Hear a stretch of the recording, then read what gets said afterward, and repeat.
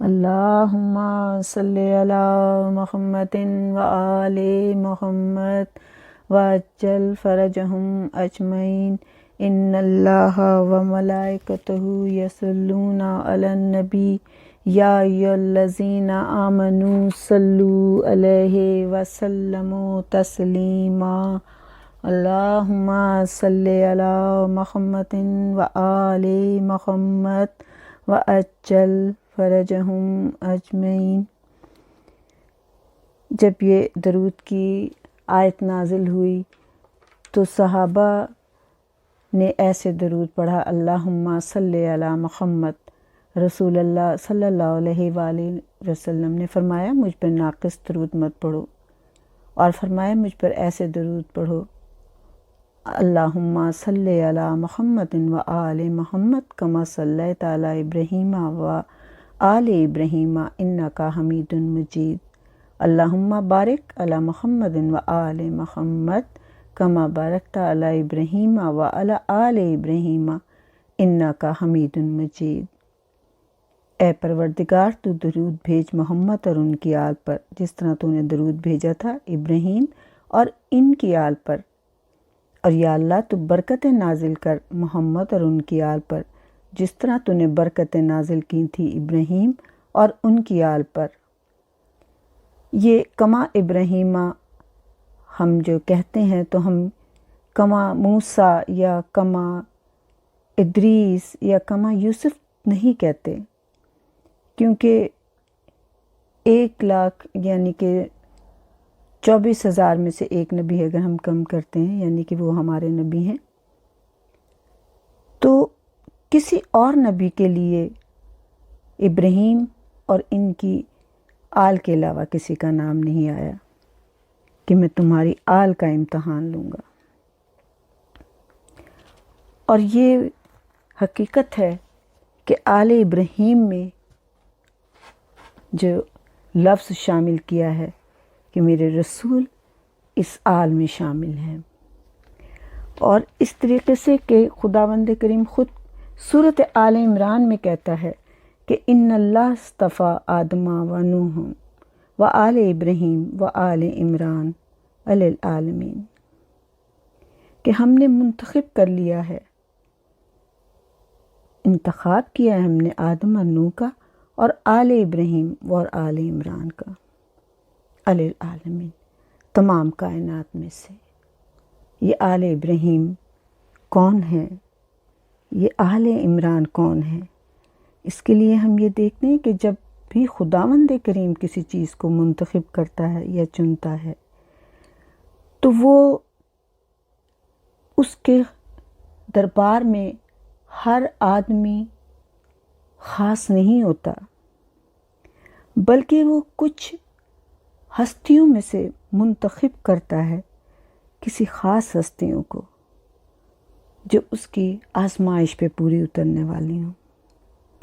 تو اللہ نے یہ خاندان چن لیا اور ابراہیم کی آل، ابراہیم علیہ السلام کی آل میں سے ہی چنا، اور بنی ہاشم کے خاندان کو، اور بنی ہاشم کے خاندان میں سے ہر فرد سے کام نہیں لیا، بلکہ اس خاندان کا جو فرد جس کام کے لیے موزوں تھا وہ کام اللہ اس فرد سے لیتا رہا۔ جیسے جناب حضرت عبد المطلب سے کعبے کی نگرانی کا انتظام لیا، اور ہم یہ کہتے ہیں کہ جو حضرت ابو طالب علیہ السلام، ہم تو ضرور کہیں گے ان کی کنیت عمران ہے، اور جن کے خطاب جو ان کو ملے ہیں وہ شیخ البطحہ اور سید القوم ہیں، یہ ان کے خطابات ہیں۔ اور سب سے پہلے عرب میں لفظ سید جناب ابو طالب کے لیے استعمال ہوا، اور آج تک ان کی نسل کے ساتھ یہ لفظ مشہور ہے۔ جناب ابو طالب کے سپر جو کام تھا وہ رسول اللہ کی پرورش تھی۔ خداوند کریم کی سب سے محبوب ہستی، سب سے قیمتی امانت کسی ایسے امانت دار کے سپرد کرنی تھی جو بہت بڑا امین ہو۔ ایک امین کو کسی ایسے امانت دار کے سپرد کرنا، اور خداوند کریم نے اس مقصد کے لیے چن لیا تھا، جناب ابو طالب کو۔ اللہ جسے جتنا ایماندار سمجھے، اور اتنا ایماندار سمجھا کہ محمد صلی اللہ علیہ وآلہ وسلم جیسی ہستی آپ کے سپرد کر دی، اور ابو طالب سے ہی خداوند کریم نے یہ کام لیا، اور آج تک خدا کا یہ کام نسل ابی طالب کے سپرد ہے۔ خداوند کریم جس کے ہاتھوں میں چاہے جو کام سپرد کر دے، خداوند کریم نے اپنا یہ کام نسل ابو طالب کے سپرد کیا ہے۔ اگر ہم اس وقت یہ فضائل بیان کریں تو بہت زیادہ ہو جائیں گے، بس آج مجھے صرف یہ بیان کرنا ہے، اپنے شہزادے علی اکبر کا ذکر کرنا ہے، کہ اس شہزادے کا ذکر کہ جس کو نماز تہجد میں مولا حسین نے خداوند کریم سے فریاد کر کر کے، التجا کر کر کے، دعا کر کر کے مانگا کہ خداوند کریم مجھے ایک ایسا بیٹا دے دے کہ جو میرے مقصد میں میرے کام آئے۔ آپ نے ایک بیٹی ایسی مانگی جسے سکینہ کہتے ہیں، حالانکہ آپ کے پاس بیٹیاں تھیں، اور اب بھی آپ کے پاس بیٹا سید سجاد جیسا موجود ہے، لیکن آپ نے خداوند کریم سے دعا کی کہ مجھے نانے کی شکل والا بیٹا دے، بالکل ہو بہو نانے جیسا۔ اور خداوند کریم سارے انتظام بہت اپنے ہی انداز سے ایسے اچھے طریقے سے کرتا ہے کہ اس کی رضا کو وہ خود ہی سمجھتا ہے کہ کس کام میں میری کیا رضا ہے، کیا مرضی ہے اس کی، انسان صرف سوچ ہی سکتا ہے۔ تو خداوند کریم نے اس کام کے لیے جناب علی اکبر کے لیے جو ماں منتخب کی، وہ اپنی مصلحتوں کو بہت اچھی طرح جانتا ہے کہ جناب ابو سفیان جو کہ ہمیشہ رسول اللہ سے مقابلہ کرتے رہے، جب فتح مکہ ہوئی تو انہوں نے اسلام قبول کیا، اور ان کی 2 بیٹیاں تھیں، ایک کا نام ام حبیبہ تھا، ایک کا نام بہت سی کتابوں میں میمونہ ہے، اور بہت سی کتابوں میں ان کا نام جامدیہ بھی لکھا ہے۔ جناب ام حبیبہ کی شادی جناب رسول خدا صلی اللہ علیہ وآلہ وسلم سے ہوئی۔ آپ بڑی نیک بیوی تھیں، اور بہت احترام ہم سب ان کا کرتے ہیں، اور اس لیے کہ وہ جب ان کے بابا ایک دن مسلمان ہونے کے بعد آپ کی شادی کے بعد آپ کے گھر تشریف لے کر آئے، تو جناب ام حبیبہ نے کہا کہ بابا آپ بہت عزت کے قابل ہیں، لیکن آپ اس حجرے میں آئے ہیں، لیکن اس بستر پر یعنی اس مسند پہ آپ نہیں بیٹھ سکتے کہ جہاں پر میرے رسول بیٹھتے ہیں۔ یعنی آپ نے احترام اپنے شوہر کا اس لحاظ سے زیادہ کیا کہ وہ رسول اللہ ہیں، اور آپ نے وہ مسند سمیٹتی تھی۔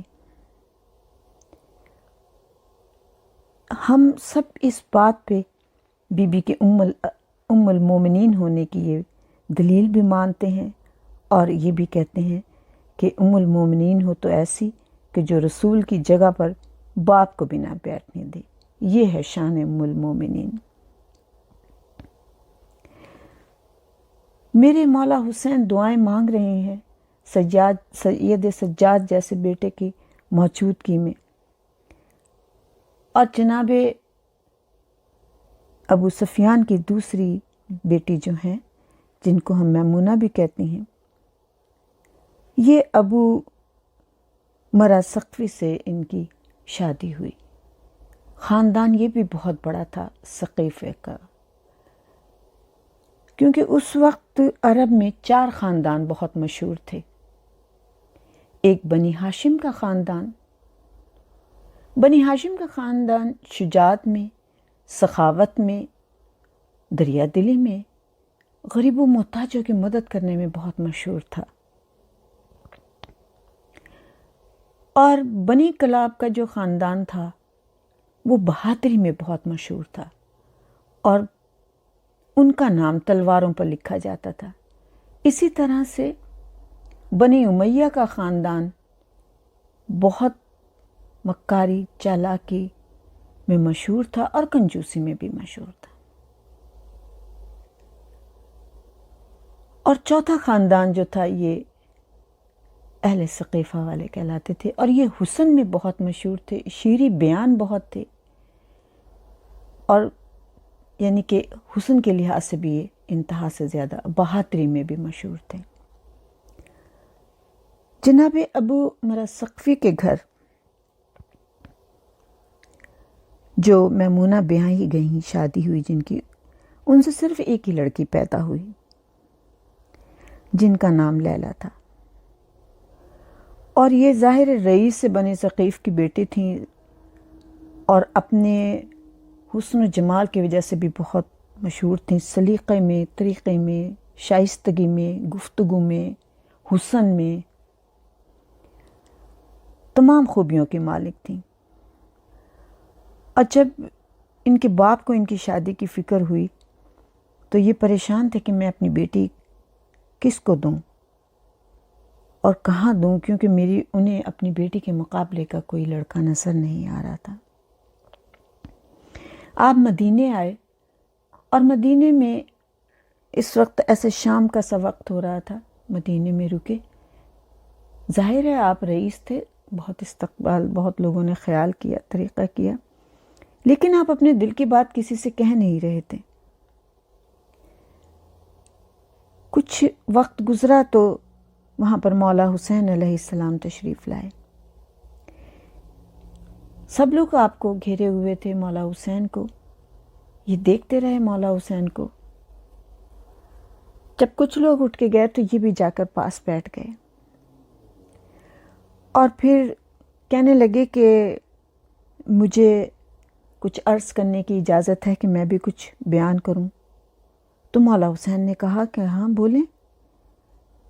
تو کہنے لگے کہ میں ایک دفعہ آپ کے نانا کے پاس بھی آیا تھا، میں نے آپ کے نانا سے ایک حدیث سنی ہے، وہ مجھے پوری طرح تو یاد نہیں، اگر کہیں کہیں سے بھول جاؤں تو آپ مجھے ضرور بتا دیجیے گا۔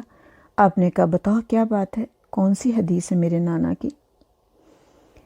اب یہ اتنے زرک، اتنے عقل مند، اتنے ذہین انسان تھے ابو عمرہ کہ انہوں نے ایک دم اپنی بات کو بیان کرنے کی کوشش نہیں کی، بلکہ آہستہ آہستہ کہ دیکھتا ہوں کہ یہ میری بات کو سمجھ پاتے ہیں یا نہیں، بہت آہستگی سے اپنا انہوں نے بیان شروع کیا، اور کہا کہ آپ کے نانا نے یہ کہا تھا کہ اگر تمہیں کوئی مشکل پیش آئے تو ایسے شخص کے پاس جانا مشکل کو حل کرانے کے لیے جو تمہارے علاقے میں سب سے زیادہ عالم ہو۔ جناب امام حسین نے کہا یہ ٹھیک ہے، یہ حدیث میرے نانا نے فرمائی تھی۔ انہوں نے کہا ٹھیک ہے۔ تو مولا حسین نے کہا کہ تمہیں صحیح یاد ہے، یہی کہا تھا میرے نانا نے کہ اگر کوئی مشکل ہو تو سب سے زیادہ عالم کے پاس جانا، لیکن اس کے بعد بھی تو کچھ کہا ہے نا۔ اس نے کہا جی میں آپ کو بتاتا ہوں۔ کہا کہ آپ کے نانا نے کہا تھا کہ اگر تمہیں عالم نہ مل سکے تو ایسے شخص کے پاس جانا جو حسب اور نسب میں سب سے زیادہ شریف ہو۔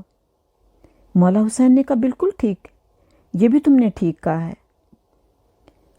اس کے بعد میرے نانا نے اور بھی کچھ کہا تھا، کہا ہاں اس کے بعد آپ نے کہا تھا کہ اگر حسب نسب والا نہ ملے، علم والا نہ ملے تو ایسے بندے کے پاس جانا جو سب سے زیادہ حسین ہو، سب سے زیادہ خوبصورت ہو۔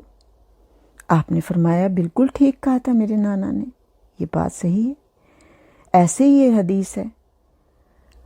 تو اب ابو عمرہ نے دیکھا امام حسین کی طرف اور کہا تو پھر میں ایک ایسے آدمی کے پاس بیٹھا ہوں جو علم میں بھی سب سے آگے ہے، جو حسب نسب میں بھی سب سے آگے ہے، اور جو حسن میں بھی سب سے آگے ہے، کیونکہ اس وقت مدینے میں آپ سے زیادہ نہ کوئی حسب نسب والا ہے، نہ کوئی علم والا ہے، اور نہ ہی کوئی خوبصورت ہے۔ آپ سب سے زیادہ خوبصورت ہیں، اور واقعی میرے مولا حسین بہت خوبصورت تھے۔ آپ کی کہتے ہیں کہ پلکوں کی اگر کوئی تعریف کرے آنکھوں کی تعریف کے ساتھ، تو پلکیں بھی بہت خوبصورت تھیں آپ کی، اور ہمیشہ بی بی فاطمہ آپ کی آنکھوں کو چوم کے کہتی تھی، میرے لال تجھے کسی کی نظر نہ لگے۔ آپ مسکرائے اور عمر بن قیس نے کہا کہ میں بس آپ سے یہ کہنا چاہتا ہوں کہ جو میری مشکل ہے نا، وہ آپ کے علاوہ اس وقت مدینے میں کوئی حل نہیں کر سکتا۔ آپ نے کہا کہ بتاؤ کیا مشکل ہے؟ کہا کہ میں بتا دوں آپ کو مشکل؟ کہا نہیں، ابھی نہیں، پہلے میں بھی تھوڑا سا تم سے کچھ سوال کروں گا، ان کے جواب دو۔ اگر تم نے ان تمام جواب وہ دے دیے صحیح، تو پھر میں سمجھوں گا کہ تم اس قابل ہو کہ میں تمہاری مشکل آسان کروں۔ کہا ضرور پوچھیں، اگر میں اس قابل ہوں گا۔ اور یہ واقعی ابو مراجہ تھے، قابل تھے، علم والے بھی تھے۔ انہوں نے جناب امام حسین علیہ السلام نے پوچھا کہ یہ بتاؤ کہ سب سے بڑا آدمی دنیا میں کون ہے؟ کون سا آدمی سب سے بڑا ہوتا ہے؟ جس کے پاس دولت ہے، جس کے پاس سواری ہے، فوج ہے، ہتھیار ہیں، دنیا ہے، دولت ہے، وہ آدمی بڑا ہوتا ہے؟ کون سا آدمی بڑا ہوتا ہے؟ ابو مرا نے کہا کہ جس کے پاس علم میں حلم کے ہو، یعنی علم ہو لیکن حلم ساتھ ہو، یہ نہ ہو کہ اسے غرور ہو اپنے علم پہ بھی۔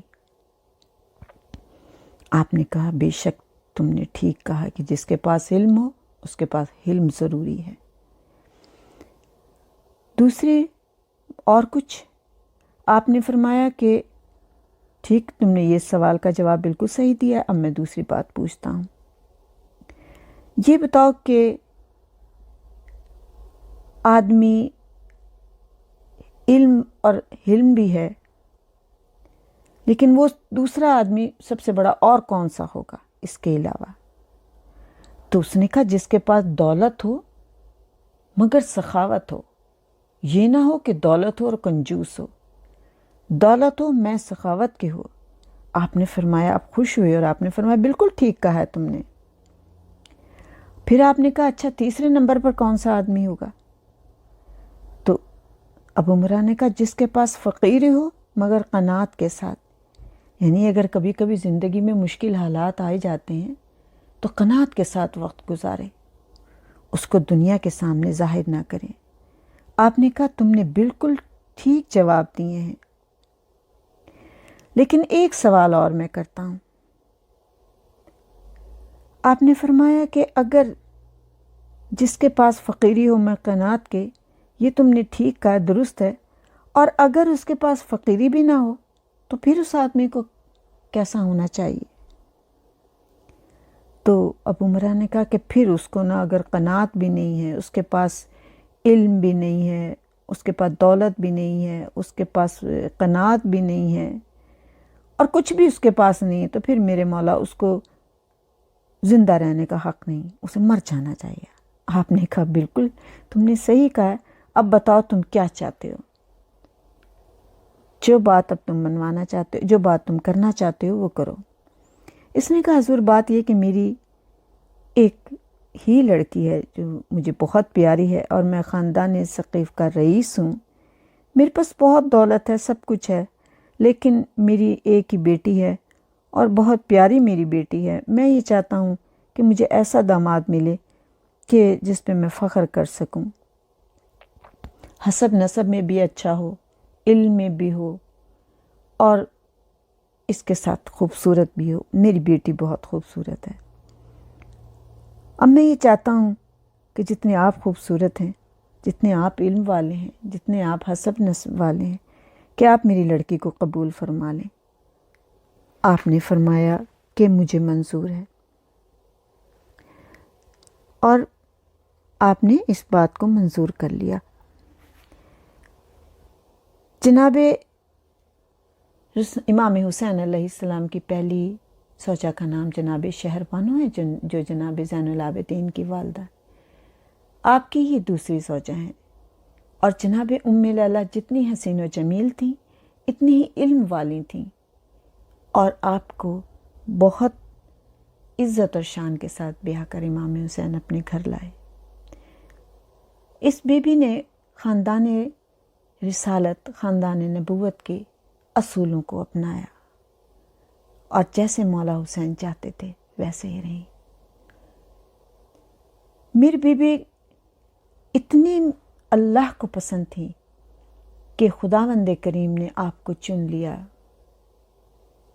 اس تحفے کے لیے، اس ہدیے کے لیے، اس نذرانے کے لیے جو خداوند کریم نے عطا کیا میرے مولا حسین کو، نماز تہجد کی دعا کے صلے میں۔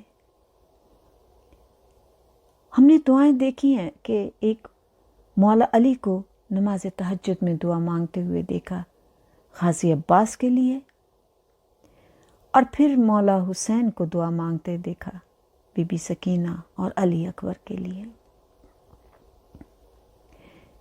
میرے مولا علی اکبر، جن کے لیے ہم یہ کہتے ہیں کہ شبیہ پیغمبر ہیں، دعا یہ مانگی تھی کہ مجھے ایسا بیٹا دے بالکل میرے نانے کی شبیہ ہو، اور آج اس دنیا میں شبیہ پیغمبر آئے۔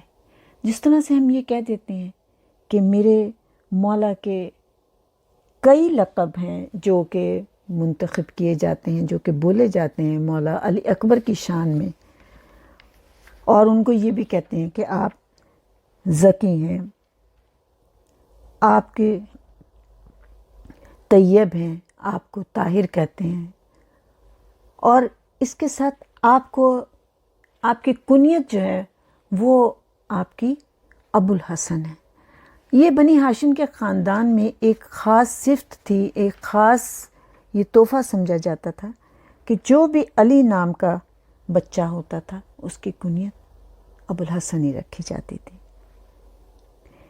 میرے مولا جناب علی اکبر علیہ السلام کو، جس طرح میں نے بھی کہا کہ آپ کو ولی اللہ لقب دیا گیا تھا، آپ کو صدیق، آپ کو طیب، آپ کو ذکی، آپ کو حبیب، آپ کو صدیق کہا جاتا تھا۔ اور یہ میرے چھٹے امام نے جو زیارت علی اکبر ہے اس میں یہ خطاب دی ہیں، کسی عام انسان نے نہیں بلکہ معصوم کی طرف سے یہ خطاب میرے مولا کو لقب دیے گئے۔ ولی اللہ، ولی اس کو کہتے ہیں جو اللہ کے نزدیک ہو جائے، جو فاصلے ختم کرتے۔ میرے مولا علی اکبر کو ثانی محمد بھی کہتے ہیں، جیسے ثانی زہرا کہتے ہیں۔ آپ کے حسن کا یہ عالم ہے کہ لوگ کہتے ہیں کہ یوسف کا حسن بہت خوبصورت، یعنی کہ مثال کے طور پہ حسن یوسف کہا جاتا ہے۔ جناب یوسف کے لیے کان علی وجہ یوسف حجابن واحدن فکشفا و علی وجہ محمد صلی اللہ علیہ وآلہ وسلم 70 الف حجابن۔ یوسف کے چہرے پر ایک پردہ تھا اور وہ بھی اٹھا دیا تھا، تو وہ اتنے حسین تھے کہ عورتوں نے اپنی انگلیاں کاٹ ڈالی تھیں، لیکن میرے رسول کے چہرے پہ 70,000 نقاب تھے، اور ظاہر ہے کہ وہ کتنے حسین ہوں گے۔ جہاں ایک نقاب تھا تو عورتوں نے اپنی انگلیاں کاٹ لی تھیں، تو میرا رسول کتنا حسین ہوگا۔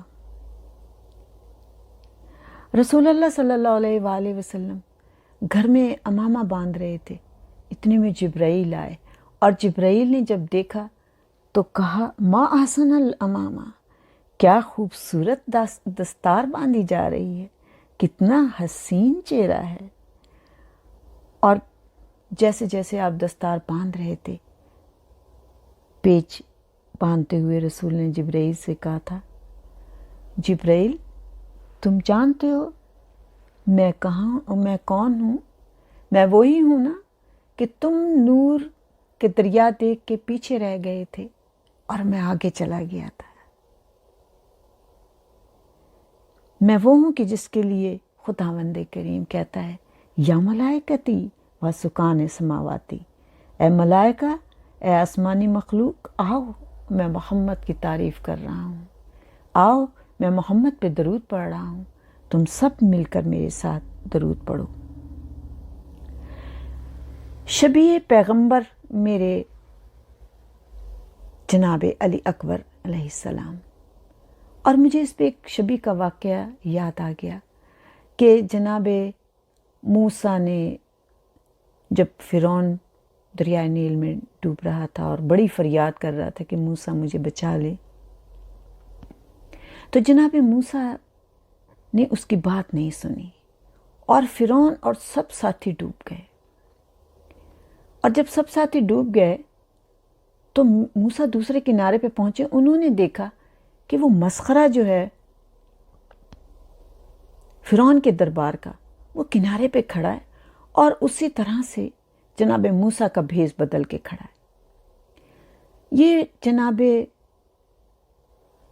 जो मस्खरा था फ़िरौन के दरबार में, ये मूसा बनता था, जनाब मूसा अलैहिस्सलाम की नकल उतारता था और फिर उसी तरह से बात करता था, उसी तरह से चलता था और लोग हंसी उड़ाते थे। तो जनाब मूसा अलैहिस्सलाम जब एक दिन दरबार फ़िरौन में गए तो इस मस्खरे ने बहुत मजाक उड़ाई और जनाब मूसा का बहुत दिल ख़राब हुआ था। अब जब आपने देखा कि ये मस्खरा जो है, जो मेरी मजाक उड़ाता था, वो ज़िंदा खड़ा है, तो जनाब मूसा अलैहिस्सलाम के दिल पे बड़ा दुख हुआ, सदमा हुआ। और जब तूर पर गए तो आपने खुदावंद करीम से बात करनी शुरू की। तो इससे पहले कि आप बात शुरू करते, अस्सलाम वालेकुम, वालेकुम सलाम हुई, बात हो रही है, तो कहा मूसा, तुमने फ़िरौन को, कितनी वो फरियाद कर रहा था, मूसा मैं ईमान ले आऊँगा, तो तुमने उसे डबो दिया।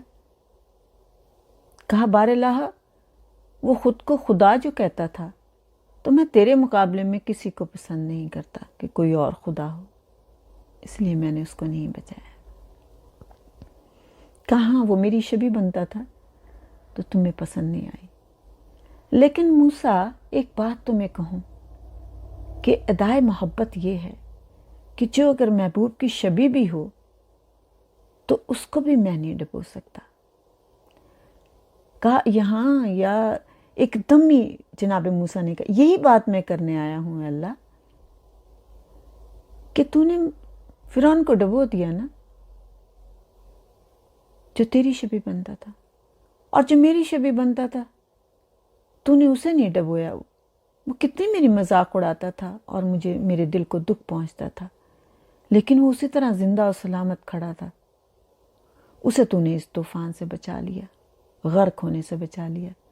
तो खुदावंद करीम की आवाज़ आई, तू मुझे बहुत महबूब है, बड़ा प्यारा है, तू मेरा नबी है, मैं तेरी शबी को कैसे डबो देता।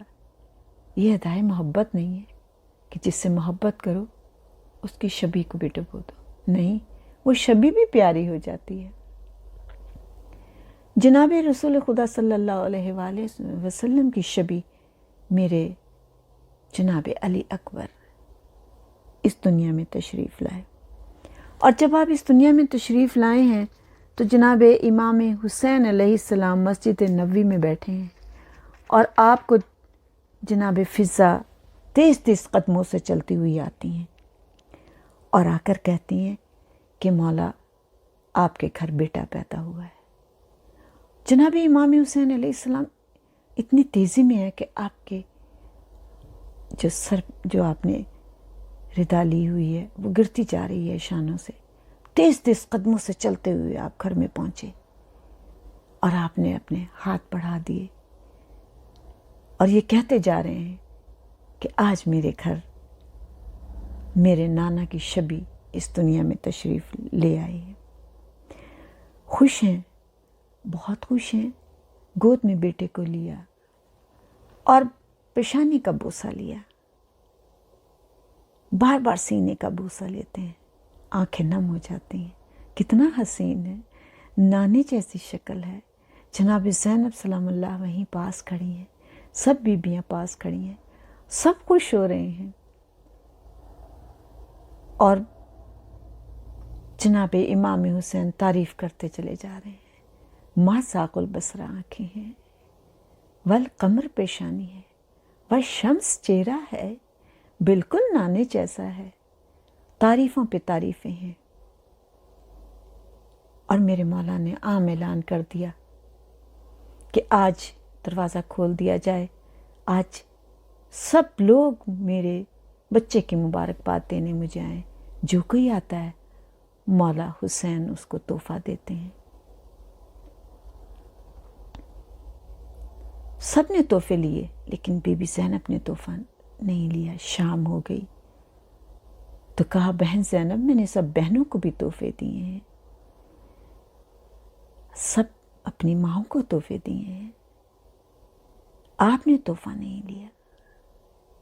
नानी उम्मे सलमा भी आज तोहफ़ा लेकर गई हैं, आप क्यों नहीं ले रही? कहा, भैया हुसैन, पहले भाभी के पास चलो, उस झूले के पास चलो जहाँ अली अकबर हैं। नाम भी रखा अली अकबर। अब सब लोग यहाँ सवाल ये करते हैं कि अली अकबर का मतलब है कि बड़ा। नहीं, जब इमाम ज़ैनुल आबिदीन अलैहिस्सलाम पैदा हुए थे तो उस वक्त मौला अली मौजूद थे, और मौला अली की मौजूदगी में नाम अली अकबर नहीं रख सकते थे, क्योंकि मौला से बड़ा तो कोई अली नहीं हो सकता। जाहिर है आप मौला अली की शहादत के बाद पैदा हुए हैं, तो आपका नाम अली अकबर रखा है। और जनाबे ज़ैनब ने कहा कि चलें हुजरे में जहाँ पे अली अकबर हैं। झूले के पास आए और प्यार से बेटे को उठाया। कहा, भैया अगर देना चाहता है तो मुझे अली अकबर दे दे, तोहफ़ा ही बस मुझे अली अकबर का चाहिए। और जनाबे मौला हुसैन ने नज़र उठा के जनाबे उम्मे लैला को देखा, और उम्मे लैला ने कहा, जैसे आपकी मर्ज़ी, इससे बड़ी और क्या बात होगी कि अली अकबर को आका साथी ज़ैनब पाले। चाहती तो मना कर सकती थी, माँ थी, लेकिन जानती है कि अज़मत वाली शहज़ादी हैं, इज़्ज़त वाली, मर्तबे वाली सानिए ज़हरा हैं, इनको कैसे मना कर सकते हैं। और जनाब हुसैन अपने गोद में लिया। तमाम मदीने वालों ने कहा कि हम ये चाहते हैं कि हमें अली अकबर की शक्ल की ज़ियारत कराई जाए, इसलिए कि सब कह रहे हैं कि अली अकबर बिल्कुल अपने जद मोहम्मद सल्लल्लाहु अलैहि वसल्लम की शक्ल के हैं। मेरे मौला हुसैन ने कहा कि ठीक है, फजर के टाइम, जुम्मे के दिन फजर की नमाज के बाद मैं अली अकबर को लेके मस्जिद में आऊँगा। तमाम मदीने में ऐलान हो गया, मदीने की बाहर की बस्तियों में ऐलान हो गया कि मोहम्मद की शक्ल वाला जो बेटा है उसकी ज़ियारत हुसैन कराएंगे। फजर की नमाज के बाद मौला हुसैन गए। छोटा सा अमामा आपने मौला अली अकबर के बांधा, और अमामा बांधते जाते थे तो ज़ैनब कहती जाती थी कि शादी होगी तो मैं बहुत खूबसूरत अपने लाल का अमामा बनाऊंगी और सेहरा बनाऊंगी। मौला ने तैयार किया, छोटा सा अमामा बांधा, अपनी गोद में लेके कुरान नातिक ने, मैं ये कह दूं कि खुदावंद करीम ने तो आसमान को सजाया है चाँद से, सूरज से, सितारों से, और बनी हाशिम के ख़ानदान को सजाया है कहीं अब्बास से, कहीं सज्जाद से, कहीं आन मोहम्मद से, और कहीं अली अकबर से, तो कहीं अली असगर से। ये चमकते हुए सूरज, चाँद, सितारे हैं। और जब लेकर चले हैं तो जनाबे मौला अब्बास कहते हैं, आका क्या मैं अली अकबर को थोड़ी देर के लिए गोद में ले लूं? भतीजा है, चचा हैं। गोद में अली अकबर को लिया, पेशानी चूमी, प्यार किया, دعائیں دیں اور پھر آقا کی گود میں دے دیا، اور پھر سب اکٹھے ہوئے جناب علی اکبر کو لے کے چلے ہیں۔ مولا حسین ایک طرف سید سجاد ہیں، بھائی کے چہرے پہ نظر ہے، خوش ہوتے جا رہے ہیں، ایک طرف علی عباس ہیں۔ جناب عباس بالکل اپنے بابا کی شکل تھے، اور جب یہ نکلتے تھے تو لوگ کہتے تھے کہ آؤ عباس باہر آئے ہیں، کتنا حسن ہے عباس کا۔ لیکن آج ایک اور حسین امام سید سجاد کے ساتھ ساتھ دوسرا بھائی بھی ایک حسین بھائی لے کے جا رہے ہیں جو ثانی محمد ہے۔ مسجد کے دروازے تک پہنچے، تمام بنی ہاشم درود پڑھ رہے ہیں۔ درود پڑھتے ہوئے آپ مسجد میں داخل ہوئے اور اس جگہ کھڑے ہوئے جہاں محراب مسجد ہے۔ چہرہ تمام لوگوں کی طرف مولا علی اکبر کا کیا، لوگوں کی نظر چہرے پہ پڑی، درود پڑھتے پڑھتے کچھ لوگوں کو غشی طاری ہو گئی، بالکل محمد جیسی شکل ہے، اتنا ہی خوبصورت محمد جیسا۔ اور اس طرح سے میرے مولا علی اکبر پروان چڑھنے لگے۔ بی بی زینب اپنی گود میں پال رہی ہیں، بی بی زینب اپنے ہاتھوں سے جیسے بڑے ہوئے کھانا کھلا رہی ہیں، چلنا سکھا رہی ہیں۔ کبھی کبھی میرے مولا حسین آتے ہیں، علی اکبر کے جھولے کی ڈوری ہلاتے ہیں اور کہتے ہیں میرے نانے کی شکل والا میرا بیٹا، دعا دیتے ہیں۔ کبھی کبھی جب خیمہ جناب حجرہ جناب ام لیلہ میں ہوتے ہیں تو رات کو جناب حسین کو نیند ہی نہیں آتی، بار بار اٹھ کے دیکھتے ہیں میرا بیٹا سو رہا ہے، پیار کرتے ہیں، پیشانی چومتے ہیں، ہاتھ چومتے ہیں، بالکل میرے نانے کی شکل والا ہے۔ خداوند کریم کا شکریہ ادا کرتے ہیں کہ تیرا شکر ہے کہ تو نے مجھے میرے نانا کی شبیہ مجھے دے دی ہے۔ اور جناب زینب، مولا حسین، ام لیلہ، سب بنی ہاشم خوش ہیں کہ جناب علی اکبر اس دنیا میں تشریف لائے۔ میرے مولا علی اکبر کو جیسے جیسے بڑے ہو رہے ہیں، آپ کی چال، آپ کی رفتار، آپ کی گفتار بالکل محمد صلی اللہ علیہ وآلہ وسلم جیسی ہے۔ آپ کا وہی شیریں بیان انداز ہے، اسی طرح غریبوں کی مدد کرتے ہیں، یتیموں کی مدد کرتے ہیں، ہر ایک کی پریشانی دور کرنے کی کوشش کرتے ہیں۔ آپ کے حسن و جمال کے چرچے دور دور تک ہیں، لیکن اس کے ساتھ ساتھ آپ علم والے بھی ہیں کہ جب کوئی یہودی نصرانیوں کا قافلہ آ جاتا ہے، کوئی سوال لے کر آتے ہیں تو مولا حسین کہتے ہیں جاؤ علی اکبر مسجد میں جاؤ اور فیصلہ کرو، انہیں مسلمان کر کے آنا ہے تم نے۔